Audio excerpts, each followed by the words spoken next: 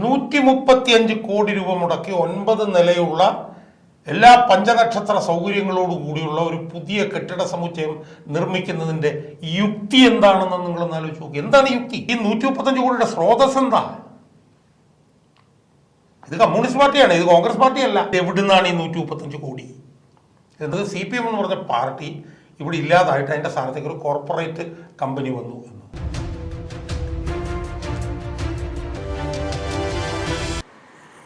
വസ്തുത ഇതാണ്.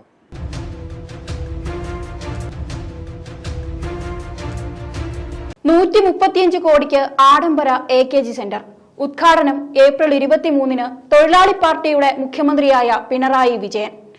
ആഡംബര പാർക്കിംഗ്, ആഡംബര മുറികൾ, ഒപ്പം ലൈബ്രറി അടക്കമുള്ളതിന്റെ ലക്ഷൂറിയസ് വിളിച്ചു പറഞ്ഞത് ഗോവിന്ദൻ മാസ്റ്റർ തന്നെയാണ്. എന്താണ് സാർ തോന്നുന്നത്? ലളിത ജീവിതം അർത്ഥവാക്യമാക്കിയ CPM പാർട്ടിയുടെ അത്യാഡംബരമായ 135 കോടിയുടെ AKG സെന്റർ വരുന്നു. എനിക്ക് തോന്നുന്നത് ഈ CPM എന്ന് പറഞ്ഞ പാർട്ടി ആ പാർട്ടി തീർന്നു എന്നാണ് എനിക്ക് തോന്നുന്നത്. ആ പാർട്ടി തീരുകയും അതിൻ്റെ സ്ഥാനത്ത് ഒരു കോർപ്പറേറ്റ് കമ്പനി വരികയും ചെയ്തു എന്നുള്ളതിൻ്റെ ഒരു കുഴൽവിളിയാണ് ഈ 135 കോടി രൂപയുടെ 9 നിലകളുള്ള ഈ പഞ്ചനക്ഷത്ര സൗകര്യമുള്ള ഈ പുതിയ AKG സെന്റർ. കാരണം ഞാനൊക്കെ 10-25 വർഷക്കാലം CPM-ൽ പ്രവർത്തിച്ചിരുന്നതാണ്. അന്ന് എനിക്ക് ഓർമ്മയുണ്ട്, അന്ന് ഞാൻ ജോലി ചെയ്ത എൻ്റെ ജോലി സ്ഥലത്ത് നിന്ന് എല്ലാ ദിവസവും വൈകിട്ട് AKG സെന്ററിൽ വന്നിട്ട് അവിടെ ഒരു 1.5 മണിക്കൂർ ഒക്കെ ഇരുന്ന് കാര്യങ്ങളൊക്കെ ചർച്ച ചെയ്ത് എല്ലാ ദിവസവും AKG സെന്ററിൽ കയറിയിട്ട് വീട്ടിൽ പോകുള്ളൂ. എത്രയോ വർഷക്കാലം. AKG സെന്റർ എന്ന് പറയുന്നത് നമ്മുടെ ഒരു ശരീരത്തിൻ്റെ ഭാഗം പോലെയായിരുന്നു ഈ കമ്മ്യൂണിസ്റ്റ് പാർട്ടിക്കകത്ത് അന്ന് പ്രവർത്തിച്ചുകൊണ്ടിരുന്നപ്പോഴത്തേക്കും. എനിക്ക് ഓർമ്മയുണ്ട്, AKG സെന്ററിൽ എല്ലാ നേതാക്കന്മാർക്കും മുറിയുണ്ട്. മുറിയുടെ വലിപ്പത്തിനൊക്കെ ഇച്ചിരി കുറവുണ്ടാവും, പക്ഷെ എല്ലാ നേതാക്കന്മാർക്കും മുറിയുണ്ട്. പാർട്ടി സെക്രട്ടറി അവർക്ക് എല്ലാവർക്കും മുറി 3-4 നിലയുണ്ടെന്നാണ് എൻ്റെ ഓർമ്മ. അതുപോലെ തന്നെ അതിനകത്ത് 2 നിലയിലും വലിയ ഹോളുകളുണ്ട്. താഴത്തെ നിലയിൽ സാമാന്യം വലിയ ഒരു ലൈബ്രറി ഉണ്ട്. പിന്നെ ഈ പറഞ്ഞതുപോലെ അടുക്കള സൗകര്യങ്ങൾ, താമസ സൗകര്യങ്ങളെല്ലാം അതിനകത്തുണ്ട്. അതിനിപ്പുറത്ത് AKG മെമ്മോറിയൽ എന്ന് പറഞ്ഞിട്ട് വലിയ ഹോളും ഉണ്ട്, നമുക്കറിയാം. അപ്പോൾ ഈ സൗകര്യങ്ങളെല്ലാം ഒരു വലിയ കെട്ടിട സമുച്ചയമാണ് നിലവിലുള്ള AKG സെന്റർ. ആ AKG സെന്ററിന്റെ നേരെ ഓപ്പോസിറ്റ് ഫ്ലാറ്റ് ഉണ്ട്. ആ ഫ്ലാറ്റിൽ പഞ്ചനക്ഷത്ര സൗകര്യങ്ങളോടുകൂടിയുള്ള താമസ സൗകര്യങ്ങളുണ്ട്. ഫ്ലാറ്റാണ്. ഓരോ കേന്ദ്ര കമ്മിറ്റി അംഗത്തിനും ഓരോ ഫ്ലാറ്റാണ്, ഓരോ മുറിയല്ല, ഓരോ ഫ്ലാറ്റ്. അപ്പോൾ അവിടെ ആ ഒരു ഫ്ലാറ്റ് ഉണ്ട്. പിന്നെ ഈ നേതാക്കന്മാർക്കെല്ലാം അവരുടെ സംഘടന, അതിനൊക്കെ സമുച്ചയങ്ങളുണ്ട് സിറ്റിക്കകത്ത്. മാഞ്ഞാലിക്കുള്ള റോഡിൽ BTR ഭവനുണ്ട്. CITUവിൻ്റെ വലിയ കെട്ടിട സമുച്ചയമാണ്. അവിടെയും താമസ സൗകര്യവും ഹോളും സൗകര്യങ്ങളെല്ലാം ഇതുപോലെ ഒരു AKG സെന്റർ പോലുള്ള സൗകര്യങ്ങൾ അവിടെയുണ്ട്. ഇനി അപ്പുറത്ത് നമ്മുടെ മറ്റേ തമ്പാനൂരിൽ നിന്ന് അങ്ങോട്ട് കയറി ചെല്ലുമ്പോഴത്തേക്ക് സ്ഥലത്തിൻ്റെ പേരെന്താണ്, മറ്റേ CPM-ന്റെ ജില്ലാ കമ്മിറ്റി ഓഫീസ് ഇരിക്കുന്ന സ്ഥലം. ഇവിടെ ഓർമ്മകളാണെന്ന് അറിയില്ല. നമ്മുടെ അവിടെ ഒരു മറ്റേ ശ്മശാനമൊക്കെ ഉണ്ടല്ലോ, ശ്മശാനത്തിനടുത്ത് എല്ലാവിധ സൗകര്യങ്ങളോടുകൂടിയുള്ള ജില്ലാ കമ്മിറ്റി ഓഫീസുണ്ട്. അപ്പുറത്ത് പിന്നെ MLA ക്വാർട്ടേഴ്സിന്റെ അപ്പുറത്ത് DYFIയുടെ സംസ്ഥാന കമ്മിറ്റി ഓഫീസുണ്ട്. SFIക്ക് സംസ്ഥാന കമ്മിറ്റി ഓഫീസുണ്ട്. NGO യൂണിയന് അവിടെ PMGയിൽ വലിയ കെട്ടിടമുണ്ട്. CITUവിന് ജില്ലാ കമ്മിറ്റി ഓഫീസുണ്ട്. അപ്പൊ ഈ സ്ഥലങ്ങളിലെല്ലാം തന്നെ ഈ നേതാക്കന്മാർക്ക് എല്ലാവിധ സൗകര്യങ്ങളും അവിടങ്ങളിലുണ്ട്. ഞാൻ ഈ പറഞ്ഞ സ്ഥലങ്ങളിലെല്ലാം ഈ പറഞ്ഞ പോലത്തെ എല്ലാ സൗകര്യങ്ങളും, AC റൂം, എല്ലാ സൗകര്യങ്ങളും ഉണ്ട്. എന്നിരിക്കെ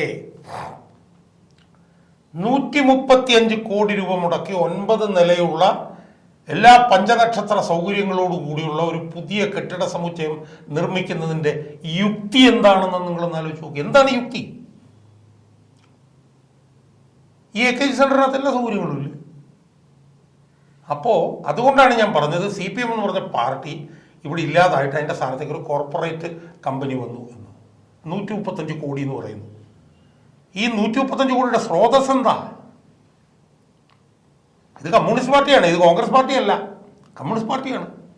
ആ കമ്മ്യൂണിസ്റ്റ് പാർട്ടി 9 വർഷക്കാലമായി കേരളത്തിൽ അധികാരത്തിലിരിക്കുകയാണ്. ഇത് എവിടുന്നാണ് ഈ 135 കോടി? എന്താ ബക്കറ്റ് പിരിവ് നടത്തി ഉണ്ടാക്കിയതാണോ 135 കോടി? ബക്കറ്റ് പിരിവ് നടത്തിയാലൊന്നും 135 കോടി ഉണ്ടാക്കാൻ പറ്റില്ല. അപ്പോൾ സ്വാഭാവികമായും കേരളത്തിലെ ശതകോടീശ്വരന്മാരും കോടീശ്വരന്മാരുടെ പോക്കറ്റിൽ നിന്ന് വന്ന പണത്തിന് മേലാണ് ഇത് ഉണ്ടാക്കുന്നത്. നമ്മളൊന്ന് ആലോചിച്ച് നോക്കി. ഇപ്പം ഞാൻ നേരത്തെ പറഞ്ഞു, എൻ്റെ ഒരു 10 വർഷം മുമ്പത്തെ കണക്ക് വെച്ച് നോക്കിയാൽ തന്നെ ഈ സിറ്റിക്കകത്തെ ഒരു 5 കിലോമീറ്റർ ചുറ്റളവിനുള്ളിൽ മാത്രം ഒരു 300 കോടി രൂപയുടെ ആസ്തി CPM ഉണ്ട്. AKG സെൻ്ററുണ്ട്, AKG സെൻ്റർ അപ്പുറത്ത് ഫ്ലാറ്റ് ഉണ്ട് അല്ലേ, മാഞ്ഞാലിക്കുളത്ത് CA2 കെട്ടിട സമുച്ചയമുണ്ട്, അതിനപ്പുറത്ത് ദേശാഭിമാനിയുടെ ഓഫീസുണ്ട്, PMGയിൽ NGO യൂണിയനുണ്ട്, DYFIക്കുണ്ട്, SFIക്കുണ്ട്, ജില്ലാ കമ്മിറ്റിയുണ്ട്, CA2വിൻ്റെ, CPMൻ്റെ ജില്ലാ കമ്മിറ്റി ഓഫീസുണ്ട്. ഇതെല്ലാം പ്രൈം പ്രോപ്പർട്ടിയിലാണ് കിടക്കുന്നത്. ഈ പ്രൈം പ്രോപ്പർട്ടിയിൽ കിടക്കുന്ന ഈ കെട്ടിട സമുച്ചയങ്ങൾ മാത്രം നോക്കിയാൽ തന്നെ സിറ്റിക്കകത്ത് 5 കിലോമീറ്റർ ചുറ്റുള്ള തന്നെ ഒരു 300 കോടി രൂപ ആസ്തി ഈ പാർട്ടിക്കുണ്ട്. നിങ്ങളുടെ മറ്റ് ജില്ലകളിൽ എടുത്തു നോക്കൂ, ജില്ലാ കമ്മിറ്റി ഓഫീസുകളൊക്കെ ഇരിക്കുന്ന എവിടെ? എല്ലാ ജില്ലകളിലും എല്ലാം പ്രൈം പ്രോപ്പർട്ടിയിലാണ് ഇരിക്കുന്നത്. അതുകൊണ്ട് എൻ്റെ ഒരു കണക്കനുസരിച്ച് ഏറ്റവും ചുരുങ്ങിയത് ഒരു 10,000 കോടി രൂപയുടെയെങ്കിലും ആസ്തി അസറ്റ്സ് ആണ് ഞാൻ പറയുന്നത്. അവരുടെയൊക്കെ പോക്കറ്റിൽ കിടക്കുന്ന കാശും അവരൊക്കെ പാട്ടപ്പിരിവുണ്ടെന്നും പറഞ്ഞിട്ട് ബക്കറ്റ് പിരിവുണ്ടുണ്ടാക്കിയിട്ടുള്ള കോടിക്കണക്കിന് രൂപ വേറെ കിടപ്പുണ്ട്. ഇവരുടെ അസറ്റ്സ് മാത്രം 10,000 കോടി രൂപയുടെ അസറ്റ്സ്. ഇതാണ് കേരളത്തിലെ CPM. ആ CPM ഇങ്ങനെയൊക്കെ കാണിക്കുന്നതിലൊന്നും അത്ഭുതമില്ല. ഇത് പാർട്ടി എന്നുള്ളത് മാറി ഇതൊരു കമ്പനിയായി മാറിക്കഴിഞ്ഞു എന്നുള്ളതിൻ്റെ ഏറ്റവും വലിയ സൂചനയാണിത്.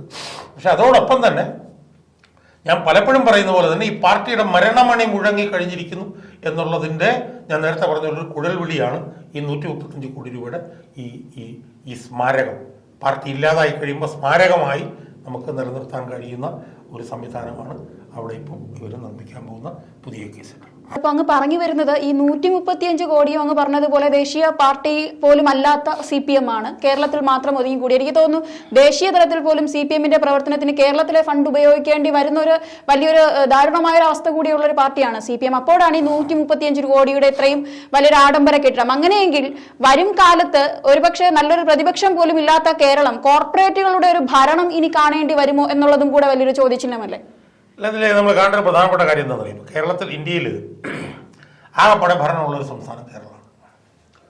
ബംഗാളിൽ 35 വർഷം ഭരിച്ചു, 5% പോലും വോട്ട് അവിടെ ഇല്ല. ത്രിപുരയിൽ ഭരിച്ചു, ത്രിപുരയിലും CPM എന്ന് പറയുന്ന പാർട്ടി കാണാനില്ല.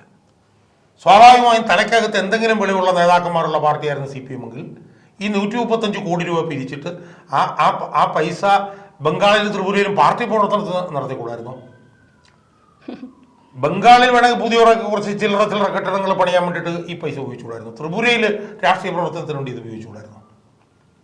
അപ്പം അതുകൊണ്ട് അതൊന്നുമല്ല അവരെ നയിക്കുന്ന രാഷ്ട്രീയവും പ്രത്യയശാസ്ത്രവും. അവരെ നയിക്കുന്ന പ്രത്യയശാസ്ത്രം എന്ന് പറഞ്ഞാൽ പണക്കാരൻ്റെ പ്രത്യയശാസ്ത്രമാണ്. അതുകൊണ്ടാണ് ഇപ്പം കേരളത്തിൽ ഈ 135 കോടി രൂപ ഇത് പണിയേണ്ട കാര്യം എന്താ? തൊട്ടപ്പുറത്ത് കിടക്കില്ലേ ഇതിൻ്റെ? ഞാൻ പറഞ്ഞ പോലെ എല്ലാ പഞ്ചായത്ത് സൗകര്യങ്ങളും എല്ലായിടത്തും കിടക്കില്ലേ ഈ നേതാക്കന്മാർക്ക്? അപ്പം അത് അങ്ങനെ കിടക്കുമ്പോൾ ഈ 135 കോടി രൂപ മുടക്കി ഈ 9 നില കെട്ടിടം പണിയുന്നതിന് ഒരു ഉളുപ്പുമില്ല, ലജ്ജയുമില്ല.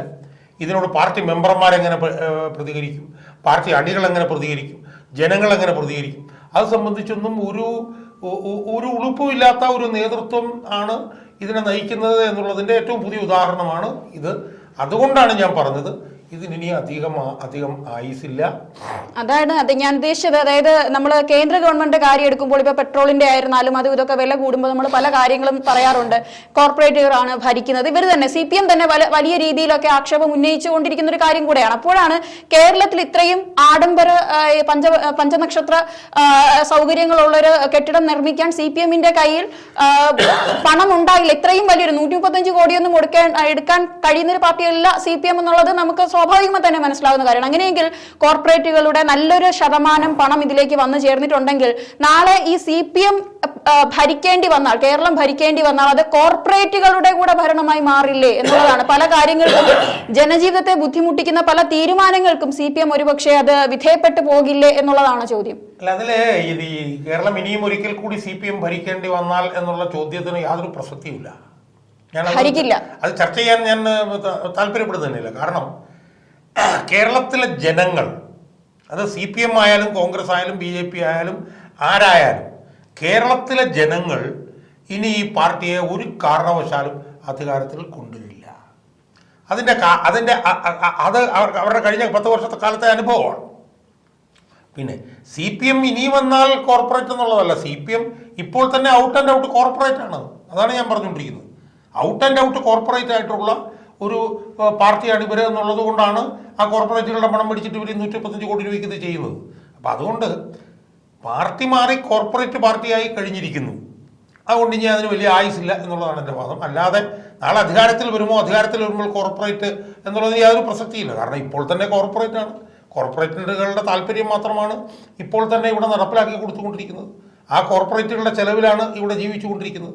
അതിന് ഏറ്റവും പുതിയ ഉദാഹരണമാണ് ഈ 135 കോടി രൂപയുടെ ഈ അത്യാഡംബര സൗധം എന്നുള്ളതാണ് നമ്മൾ മനസ്സിലാക്കേണ്ടത്. ഇത് ഈ പാർട്ടി തീരാൻ പോകുന്നതിൻ്റെ ലക്ഷണമാണ്.